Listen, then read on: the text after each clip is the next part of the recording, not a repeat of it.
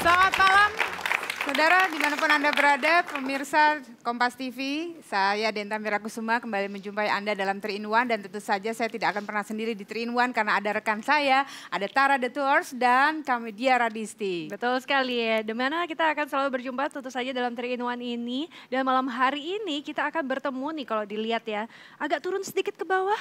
Bisa dilihat, saya sedang memakai Adakah yang berbeda? Tuh, dari kita bertiga. 3 in 1 edisi Sepatu Cats. Kira-kira nih malam hari ini tokoh siapa sih yang identik sekali dengan sepatu Cats? Siapa kira-kira? Penasaran? Udah tahu lah pastinya. Udah pada tahu, pasti semua di sini udah tahu ya. Siapa udah tahu? Benar? Oke. Siapa? Langsung aja ya. Langsung saja kita sambut Pak Dahlan Iskan. Tuh kan benar pakai Cats pastinya. Tapi kita nggak boleh ini ya, nggak boleh salaman. Kalau sama Pak Dahlan, Pak, satu Pak, kita harus tos kaki Pak. Kita tos kaki. Itu yang penting, jangan cuma salaman aja. Dan pemirsa sebelum kita ngobrol-ngobrol dengan Pak Dahlan Iskan, kita tengok dulu paket yang akan menceritakan siapa sih Pak Dahlan Iskan itu. Kita simak bersama. Silakan duduk. Sosoknya fenomenal, sekaligus kontroversial, atau dalam istilah Sujiwo Tejo, ngawur tapi benar. Dahlan memang pendobrak, ia tidak mengendaki birokrasi yang bertele-tele dan harus menembus kemandegan. Dengan gaya koboi, ia marah sambil membuka paksa palang pintu begitu melihat macet panjang di tol yang dikelola BUMN di bawah kementeriannya. Lain waktu, ia bahkan naik KRL dan naik ojek ke Istana Bogor. Gebrakan atau pencitraan? Yang jelas, Dahlan memang seorang pekerja keras. Ia dikenal karena reportase tenggelamnya kapal Tampoma saat masih bergabung dengan majalah Tempo dan Raja Media Group Jawa Pos. Dahlan juga manusia. Tahun 2007 silam, ia pernah kena penyakit liver. Namun berhasil menjalani operasi transplantasi hati yang membuatnya kini siap-siap beradu di bursa Capres dan Cawapres.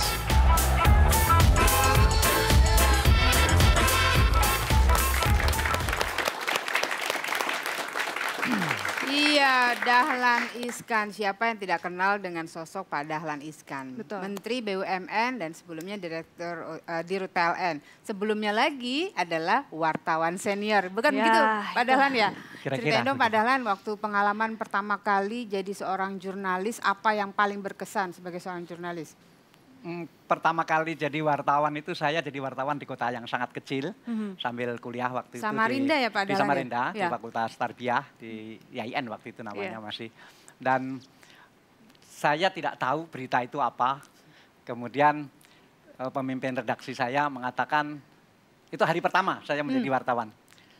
Ya, kamu cari berita katanya. Terus waktu itu belum ada sepeda motor, saya belum punya sepeda motor. Tapi memang melamarnya sebagai wartawan waktu bekerja di sana? Ya karena waktu jadi mahasiswa, saya kan jadi aktivis mahasiswa.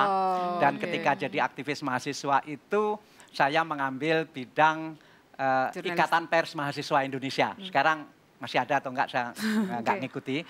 IPMI namanya, Ikatan Pers Mahasiswa Indonesia. Sehingga dalam aktivitas mahasiswa itu, saya memegang publikasi aktivis mahasiswa. Sehingga hari pertama deh itu ya. Kemudian setelah aktif menjadi Ikatan Pers Mahasiswa Indonesia, saya ingin menjadi wartawan yang surat kabar umum.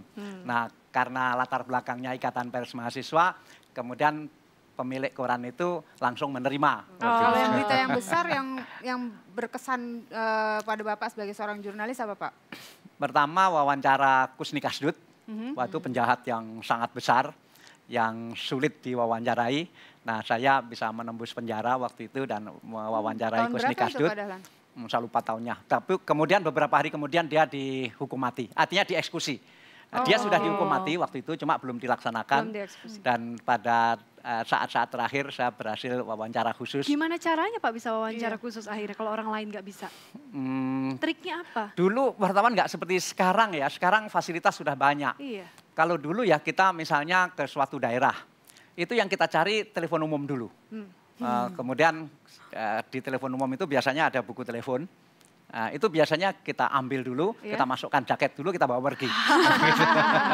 Supaya wartawan lain tidak dapat kesempatan dibalikin itu. Gak, Pak, Dan bukunya? dengar-dengar Pak Dahlan pernah meliput ini Tampomas, Des. Oh iya benar. Tampomas. Ya itu sudah di Tempo. Saya sudah di majalah Tempo. Ada kecelakaan kapal namanya Tampomas, terbakar di tengah laut. Dan saya ditugaskan menjadi ketua tim liputan itu. Tentu saya tidak bisa ke tengah laut karena kapalnya sudah terbakar.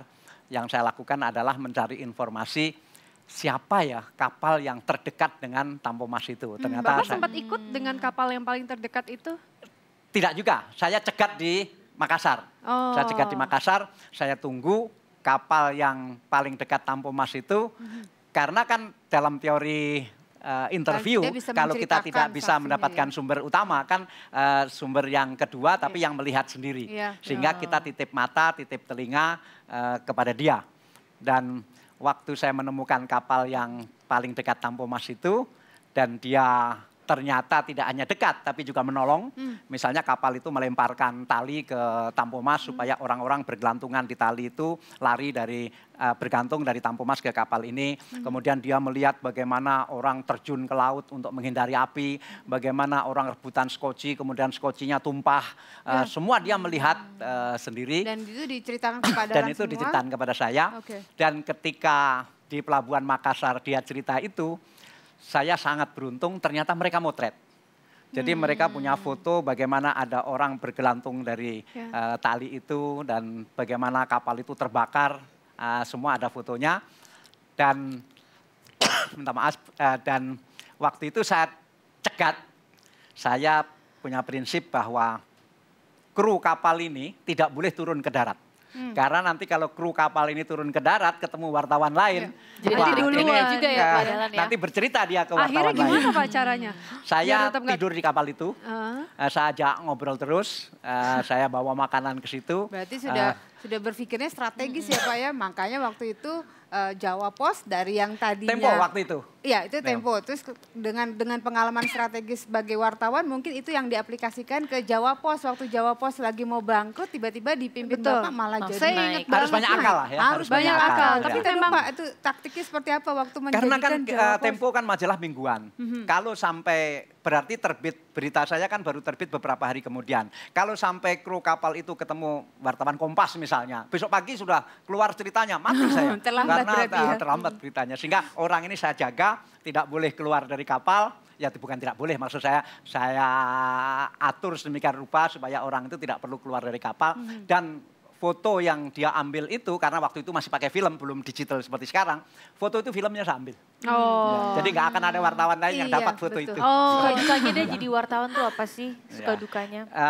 Karena waktu itu saya boleh dikata sudah lulus dari pendidikan di Tempo, karena waktu itu saya sudah 5 tahun di majalah Tempo, yang selalu dikejar dengan prinsip eksklusif itu penting, begitu, investigasi itu penting. Maka selama saya pegang Jawa Pos, doktrin itu juga yang saya terapkan. Biarpun ini koran harian harus mengutamakan eksklusif dan investigasi. Pernah ada cerita bahwa Pak Dahlan itu paling iseng katanya kalau di mana nih? Di kantor ya? Enggak di mana-mana deh pokoknya. Nah, mungkin ada salah satu yang bisa menunjukkan keisengan Pak Dahlan itu seberapa besar sih? Gitu. Kayak apa Coba Pak biasanya kita lihat. keisengan Bapak? Jujur, keusulan Pak Dahlan saya tulis bentuknya apa kalau beliau mengusili atau mencuri makanan saya gantian nyuri sepatu beliau. Nah dari itu Pak Dahlan nggak pernah tahu siapa yang, karena Pak Dahlan pernah kehilangan sepatu dan beliau mencari ke sana kemari nggak ketemu. Saya pengen melakukan pengakuan dosa itu di depan Pak Dahlan, tapi belum ada kesempatan, mungkin melalui Kompas TV ya, bahwa saya lah yang mencuri sepatu panjenengan saat itu tahun 90, tapi tidak saya curi untuk saya milik atau enggak, tapi saya diminta oleh bos saya yang waktu itu repel saya ada tiga laki-laki atau 3 tokoh wartawan senior yang gemuk-gemuk. Itu ada 3, Pak Solikin, Pak Surap yang baru saja sedok, kemudian Pak Mardiono yang jadi ketua PW. Karena beliau malu dan takut untuk berbocor, akhirnya menyuruhlah saya. Kita yang lebih disuruh. Saya nggak bisa apa-apa. Mau nggak mau saya curi sepatu itu dan saya sembunyikan. Dilalah nggak pernah dicuri gitu. Iya, sepatunya. Kira-kira Pak Dahlan mengenal nggak sosok yang ada di situ? Saya tahu ini namanya Siti Nasiah. Udah disebut dulu padahal. Tapi nggak tahu ya benar apa enggak. Saya sangat kagum pada dia. Dia ini seorang wartawati yang luar biasa. Kita tunda dulu ceritanya Pak Dahlan, kita akan kembali setelah pesan-pesan berikut Iya, ini kita ya. juga nanti akan kasih tahu ya jawabannya kira-kira benar atau salah nih tadi tebakannya ya. Jangan kemana-mana, tetap bersama kami dalam 3 in 1. Tetap di 3 in 1. Karena kecil juga iseng dan usil, akhirnya saya balas juga. Tak curi sepatunya udah baru.